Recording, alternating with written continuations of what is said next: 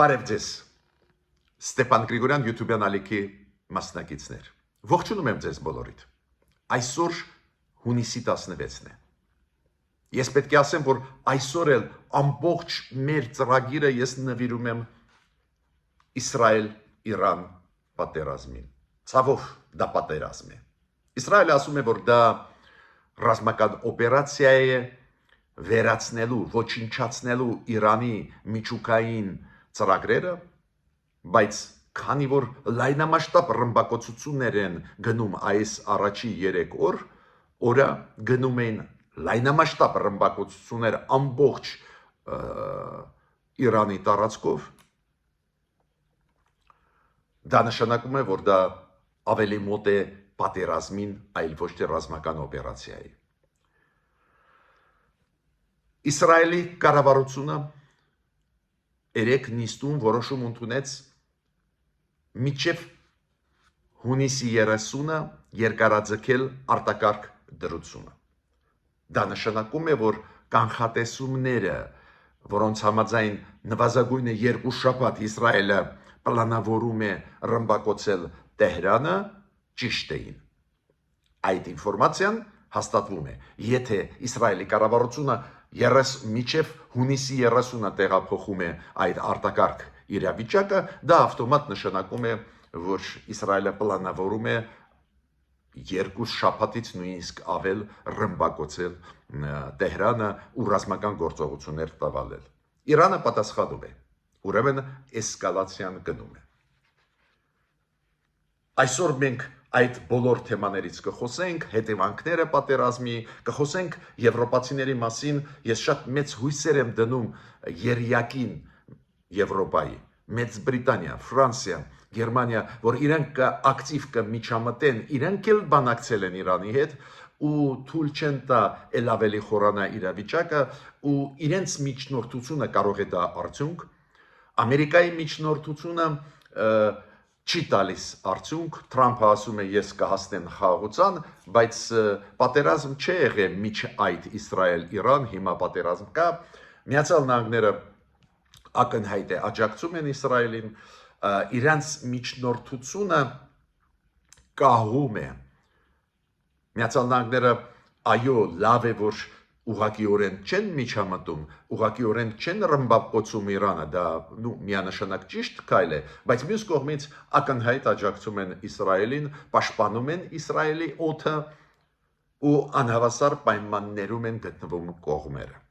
Այո, դա մյուս կողմից ցույց է տալիս, որ Միացյալ Նահանգները իսկական վստահելի դաշնակիցն են Իսրայելի, ի տարբերություն Ռուսաստանի, որը քցեց Հայաստանը, հիշում եք 2020 թվականի պատերազմում, ուղղակի մեզ քցեց, խաբեց մեր դաշնակիցը, ամերիկացիք վստահելի դաշնակից են, դա միայն հարգանք է առաջացնում, բայց ցանկացած դեպքում մենք տեսնում ենք, որ ամերիկացիք օգնում են Իսրայելին։ Ուստեղ շատ կարևոր են ավելի նեյտրալ, ավելի օբյեկտիվ միջնորդներ։ Ու ակտիվացան եւ նախագահ Մակրոնը խոսեց, հերխոսազանգ ունեցավ նախագահ Իրանի նախագահ Պեզիշկյանի հետ եւ հայտարարություններով հանդես եկան եւ վարչապետը Մեծ Բրիտանիայի եւ կանցլերը Գերմանիայի, դրա մասին կխոսենք, ես տեղ հույսեր են կապում այս եվրոպացիների ակտիվության հետ, Կայա Կալասը Եվրոմիության արտգործնախարարը վաղը պլանավորում է անցկացնել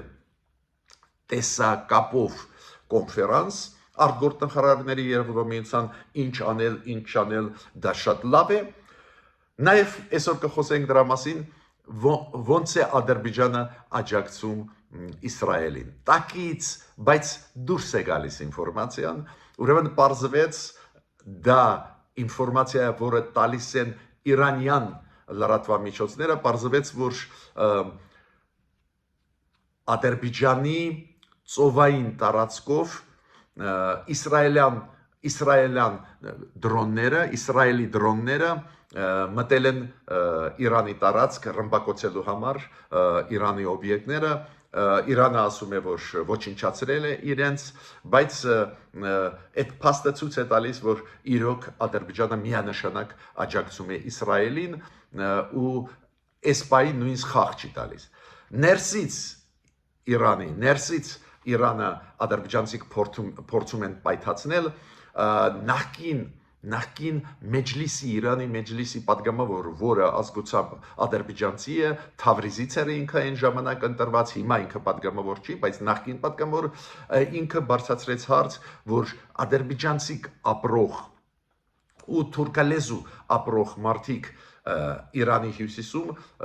ըմբոստանան ու անջատեն հյուսիսը Իրանից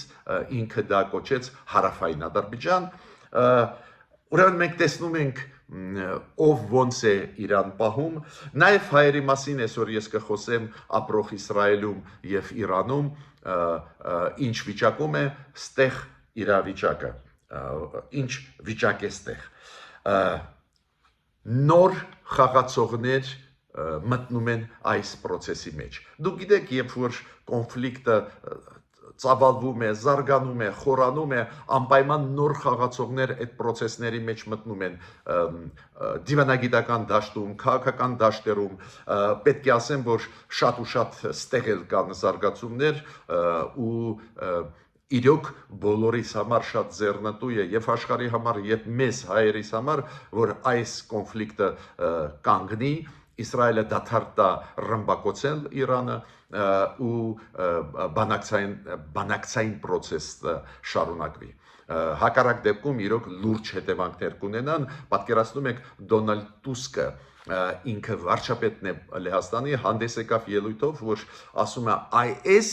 պատերազմից հետո այս Իսրայելի հարձակումից հետո Իրանի դեմ Իրանի պատասխաններից հետո իրոք երրորդ համաշխարհային պատերազմը շատ ավելի մոտ է նույնիսկ Ռուսաստանի ագրեսիան Ուկրաինայի դեմ այդքան մոտ չէ բերե աշխարհը միջազգ երրորդ համաշխարհային պատերազմի ինչքան այս լարվածությունը այս պատերազմական գործողությունները Իսրայել-Իրան կարող են բերել երրորդ համաշխարհային պատերազմի, ինչի հետ ես միանշանակ համաձայն եմ։ Հիմա ես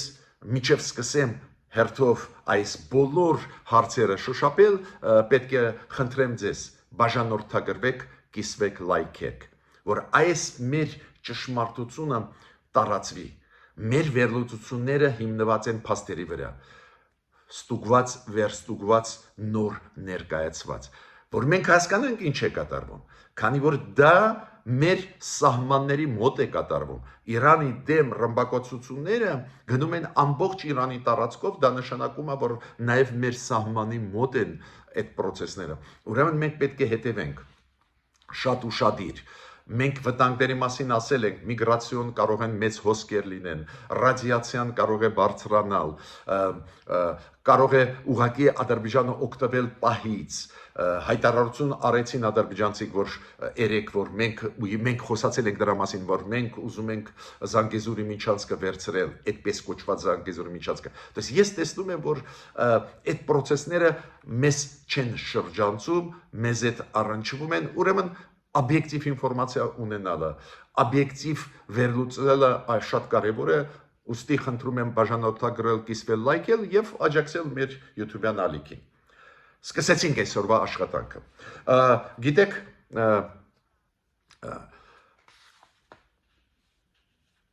մեր Իսրայելում մեր հայկական կազմակերպությունների ղեկավարը Արտյոմ Չերնամորյանը հայտարարեց, որ այնտեղ որտեղ որ հասնում են Իրանի ռմբերը, հրթիռները ընկնում են Իսրայելի տարածքի վրա, որտեղ որ հասցնում է հարվածներ հասցնել Իրանը, այնտեղ կան ավերածություններ, կան նաև զոհեր, մենք գիտենք դրա մասին, դուք գիտեք Իսրայելը հայտարարում է, որ այս 3 օրվա մեջ մոտավորապես 16 հոգի զոհվել են ու 200-ից ավել վիրավորված են, Իրանը հայտարարում է, որ զոհերի թիվը 224 է, 224 ու 1000-ից ավել վիրավորված մարդիկ, դե պատերազմ է, դժբախտաբար պատերազմում զոհվում են նաև կանայք, երեխաները, շատ ցավում եմ ես, բայց Արտյոմ Չերնամորյանը ինչ է ասում, ինքը գլխավորում է այս հայկական կազմակերպությունների Դաշինքը ինքը ասում է, որ հայերի մեջ զոհեր չկան, բարեբախտաբար վիրավորված մարդիկ էլ չկան։ Մեր արտգործնախարարությունն էլ նույնն է ասում, որ այն ինֆորմացիան, որը մենք ունենք Իսրայելից, իրոք մենք չունենք կորուստներ, դա շատ լավ է, նույնը Իրանի հողովակներով ստացած ինֆորմացիան, Իրանում էլ մենք չունենք զոհեր, բայց ցավով պետք է ասեմ, որ Իրանում, դու գիտեք, Տեհրանում մենք ունենք շատ ուժեղ հայ համայնք, շատ ուժեղ համայնքային կազմակերպություններ, նաև ալիք օրաթերթ ունենք, խմբագրության շենքը վնասվեց, կողքի շենքերին հարվածեց Իսրայելը ու մասամբ վնասվեց այդ շենքը, խմբագրությունը շարունակում է աշխատել, բայց լիարժեք աշխատանքի համար այնտեղ ինչ-որ վերանորոգման աշխատանքներ պետք է արվեն, ու Արամ Շախնազարյանը գլխավոր խմբագիրը ալիք թերթի խոսեց նրա մասին, ասեց խնդիրների մասին։ Ես պետք է ասեմ, որ երբ որ ես առաջի անգամ Իրանում էի հայ համայնքի հրավերով, ես նաև ալիք թերթին տվել եմ մեծ ինտերվյու, իրոք շատ լավ թերթ է, շատ ճանաչված Իրանում ու հայկական, ոչ միայն հայկական շրջանակներում, նաև իրանցիների փորձագիտական, գիտական շրջանակներում ափսոս, որ վնասվել է շենքը, բայց լավ է, որ ոչ ոք չի տուժե, ոչ մի վիրավոր մենք չունենք։ Բայց պետք է ասեմ, որ պատերազմը շատ վատ բան է, հետևանքների բերում է, ու քանի որ հայերը ապրում են եւ Իսրայելում եւ Իրանում, շատ մենք մտահոգված ենք դրանով, որ վնաս չհասվի նաեւ հայերին։ Ես պետք է ասեմ, որ նաև պատերազմում, գիտեք, պատերազմները բերում են նրան, որ այերոպորտները, օդանավակայանները փակվում են, նույն Բեն-Գուրիոն օդանավակայանը հիմա Իսրայելը փակեց, այդ իրենց գլխավոր օդանավակայանն է։ Ինչի սկսեցիք պատերազմ, որ հետո փակեք օդանավակայանները։ Պարզ է, որ այն չվերթները տարբեր երկրների, որոնք ունեն օդային կապ Իսրայելի հետ, Իրանի հետ, հարևան երկրների հետ, այդ չվերթները պետք է կամ չեղյալ համարվեն, կամ հետաձգվեն։ Ու մենք դա տեսնում ենք չվերթները Ռուսաստանից, Դուբայ կամ Հայաստանից, Դուբայ կամ այլ տեղերից, չվերթները Իրան, Իսրայել չեղյալ են համարվում։ Այդ process-ը մենք տեսնում ենք նաև մեր Զվարթնոց օդանավակայանը շատ չվերթներ չեղյալ համարեց։ Հիմա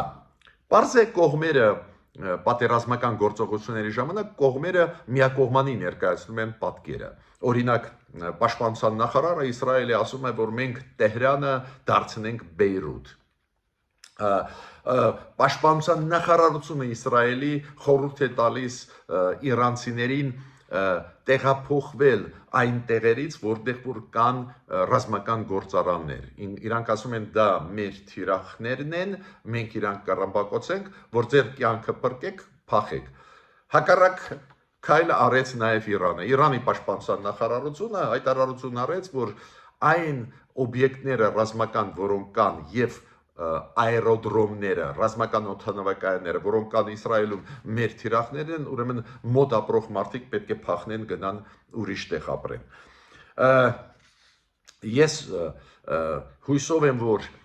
այն դիրքը, որը հիմա ունի Միացյալ Նահանգները, կշարունակվի։ Միացյալ Նահանգները չեն միջամտի անմիջականորեն այդ պատերազմի մեջ։ Այո, Միացյալ Նահանգները, ես ասեցի, վստահելի դաշնակից են Իսրայելի, Միացյալ Նահանգները չեն լքում Իսրայելը, աջակցում են Իսրայելի, բայց անմիջականորեն չեն ռմբակոծում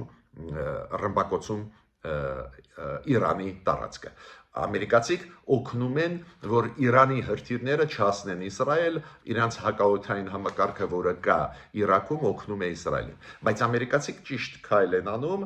հույսով եմ, որ կշարունակվի, չեն անցնում ակտիվ գործողությունների Իրանի տարածքով, քանի որ Իրանը զգուշացրեց, եթե ամերիկացիք սկսեն ռմբակոծեն Իրանի տարածքը, ամերիկացիների զորքերը Իրաքում, Սիրիայում վտանգի տակ կլինեն, կդառնան օրինական թիրախ Իրանի համար։ Նախագահ Թրամփը նորից հանդես եկավ կոչով, ինքը ասաց ես ամեն ինչ կանեմ, որ Իսրայելը Իրանը չկռվեն, նորից կոչով հանդես եկավ Իրանին, որ Իրանը համաձայնվի հրաժարվել միջուկային ծրագրերից, մինչդեռ Իրանը 10 անգամ ասեց, որ հրաժարվեց միջուկային զենքից, ես կարծում եմ, որ Թրամփը գիտեք ինչ նկատի ունի, որ Իրանը նաև հրաժարվի ուրանի հարստացման ծրագրերից, այդ տարբեր բաներին։ Դուք կարող եք ուրանը հարստացնել ու չստանալ միջուկային զենք, ուղղակի օգտագործել ատոմակայանների աշխատացնելու համար։ Հիմա Թրամփը ասում է միջուկային ծրագրերից հրաժարվեք, մինչդեռ ես կարծում եմ Թրամփը նկատի ունի, որ նաև ուրանի հարստացման ծրագրերից հրաժարվի որ հրաժարվի Իրանը ու ամեն ինչ լավ կլինի։ Բայց ես ձեզ սկզբում ասեցի, որ երբ որ սկսվում են այս ձևի պատերազմներ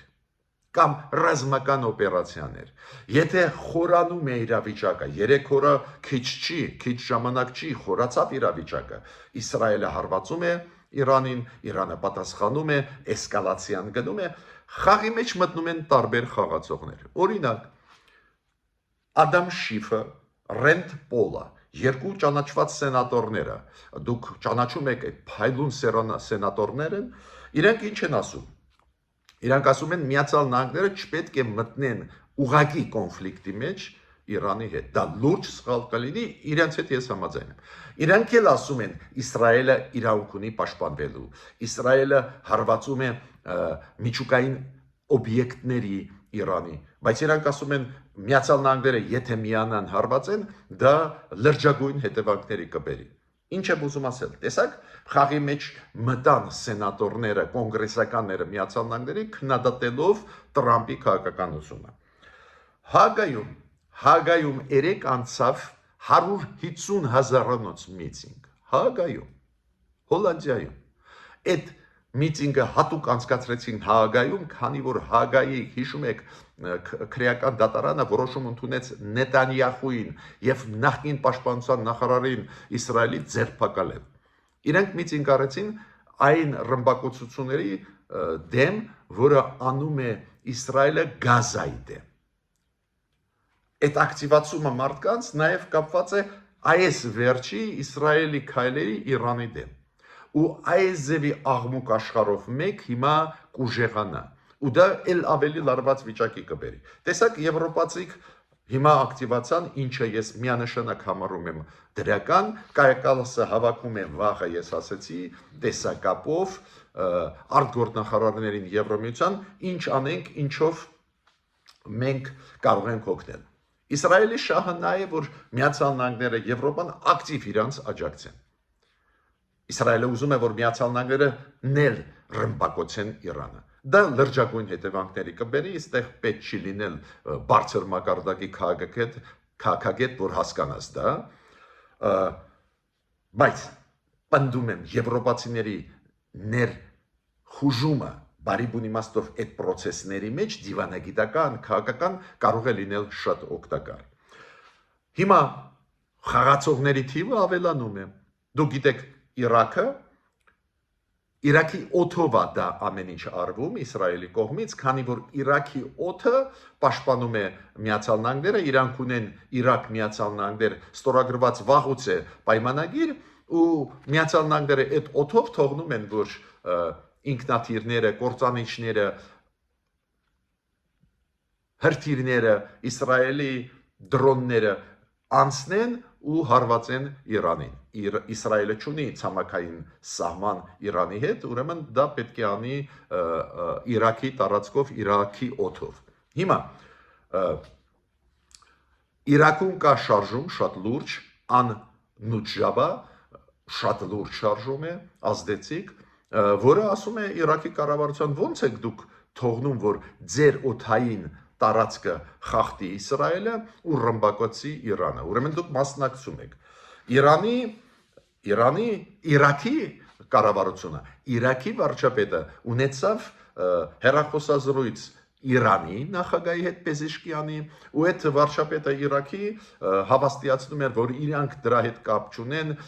Ամերիկան Իսրայելը չեն հարգում իրանց օդային տարածքը, քննադատեց Իսրայելի հարվածները, Իրաքը գիտեք դիմեց ՄԱԿ-ի անվտանգության խորհուրդ, որը անպայման դատապարտեն ոչ միայն Իսրայելը, նաև Միացյալ Նահանգները, որ օդը տալիս են Իսրայելին ռմբակոծությունների համար։ Դες ես ուզում եմ ասել, բավական լուրջ է վիճակը, այդպես չի, որ ինչ ուզենան անեն, այո, ուժ ցուցաբերում է Իսրայելը, բայց կան նաև դիվանագիտական քաղաքական մեխանիզմներ, որոնք սկսեցին հիմա աշխատել ու Իրաքը պահանջում է, որ Միացյալ Նահանգները պարտավորությունները կատարեն ու օդը փակեն Իսրայելի ինքնաթիռների համար, կործանիչների, ովքեր մտնում են Իրաքով ու ռմբակոծում են Իրանը։ Ու Իրաքը միանշանակ քննադատեց այս ձևի վարկածը եւ Իսրայելի եւ Միացյալ Նահանգների։ Ես դա նորից կրկնում եմ, ասում եմ, որ դուք հասկանաք ոնց է էսկալացիա գնում։ Էսկալացիա հիմա գնում է ոչ միայն մարտի դաշտում, ոչ միայն Իրանը պատասխանում է բավական ուժեղ Իսրայելին։ Իսրայելը լայնածավալ հարձակումներ է անում այս 3 օրը։ Բացի դրանից մտնում են խաղի մեջ այլ խաղացողներ, ովքեր դիվանագիտական քաղաքական դաշտում լուրջ հիմա պայքար են տանելու։ Մի մասը իօգուտ Իրանի, մի մասը իօգուտ Իսրայելի ու ել ավելի լարվում է վիճակը։ Ես պետք է ասեմ նորից, որ ինչքան հասկանում եմ Իսրայելի կառավարությունը երեք որոշում ընդունեց, որ միջև հունիսի 30-ը արտակարգ դրություն պահպանելու համար դա ավտոմատ նշանակում է, որ միջև հունիսի 30-ը Իսրայելը պլանավորում է ռմբակոծել Իրանի տարածքը, դա նշանակում է ել ավելի մեծ էսկալացիա։ Այստեղ աշխարհը պետք է մտածի ոնց դուրս գա այս վիճակից։ Աշխարհը ու առաջի հերթին եվրոպական երկրները կարող են դրական դեր ստեղ խաղալ, ես կոչ եմ անում իրենց ավելի ակտիվ միջամտել։ Հիմա ինչ կատարվեց 3 ու 3 այսօր գիշերը։ Ուրեմն ամեն մի կողմը ասում է իր հաջողությունների մասին, չի խոսում կորուստների մասին։ Դա հասկանալի է։ Օրինակ Իսրայելը ինչ է ասում։ Մենք 3 ռմբակոծում էին։ Գլխավոր մեզ համար թիրախները Իսրայելը ասում է, մենք ռմբակոծում էինք հենց ռազմաարդյունաբերական գործարանները Իրանի, որ Իրանը թուլանա։ Իրենք նաև վերացրեցին մի քանի ռազմականներ բարձր աստիճան պաշտպանության նախարարության այլ ռազմականներ վերացրեց։ Այս էր գիծը գլխավոր ու իրոք շատ տեղերում ռմբակոծում էր Իսրայելը։ Բացի դրանից Իսրայելը մի շենքերից մեկի վրա հարված հասցրեց, որը պատկանում է Իրանի արտգործնախարարության շենքերից մեկին։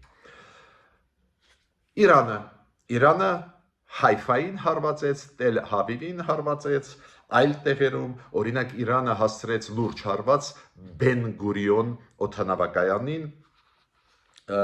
բավական մեծ թվով հրթիռներ հասան Թել Ավիվ, օրինակ մի հրթիռը հասավ ու փոքր, բայց վնաս հասցրեց Ամերիկայի դեսպանատանը գտնվող Իսրայելում։ Ուրեմն մենք տեսնում ենք, որ այդպես հեշտ չի էլի, մի կողմը ամեն ինչ անում է, ինչ ուզում անում է, պատասխաններ ստանում է Իսրայելը։ Նորից կրկնում եմ, ես կտրականապես դեմ եմ պատերազմների, զոհվում են անմեղ մարդիկ երկու կողմից, կողմ են, որ ինչքան կարելի է շուտ նստեն սեղանի շուրջ Իսրայելը Իրանի հետ կամ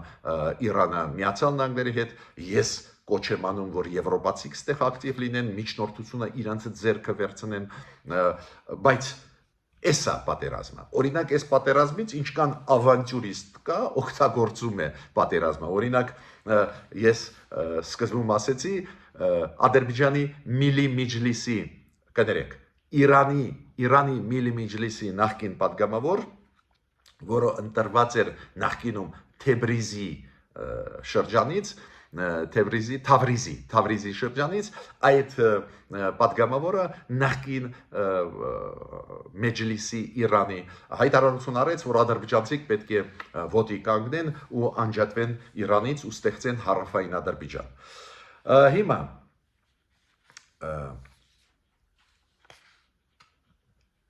արտգործնախարարը Արաքչին Իրանի կրկնեց Իրանի դիրքորոշումը, որ Իրանը հրաժարվում է միջուկային զենք արտադրելուց, հրաժարվում է միջուկային զենքից, բայց շարունակում է պնդել, որ իրավունք ունի օգտագործել խաղաղ նպատակներով միջուկային էներգետիկան, ինչի դեմ լինել զարմանալի կլիներ։ Հիմա եվրոպացիների դիրքորոշումը 1-2 խոսք։ Օրինակ, եվրոպացիք իրոք հիմա ակտիվացան եւ Մեծ Բրիտանիան արեց հայտարարություն, եւ Իտալիան, եւ Գերմանիան, եւ Ֆրանսիան, օրինակ Ֆրանսիայի նախագահ Էմանուել Մակրոնը շատ կառուցողական է, ինքը խոսեց Պեզեշկյանի հետ, նախագահի հետ Իրանի ու ասեց, որ պարզ է, որ պետք է հրաժարվեք միջուկային ծրագրերից, մյուս կողմից ինքը ասեց, որ մենք չենք մասնակցում, չենք աջակցում Իսրայելին այս հարվածներում Իրանի դեմ, դա շատ լավ դիրքորոշում է, դա հնարավորություն է տալիս, որ Էմանուել Մակրոնը կարող է դառնալ գլխավոր միջնորդ Իսրայելի եւ Իրանի միջև, Միացյալ Նահանգների դիրքորոշումը այնուամենայնիվ շատ պրոիսրայելական է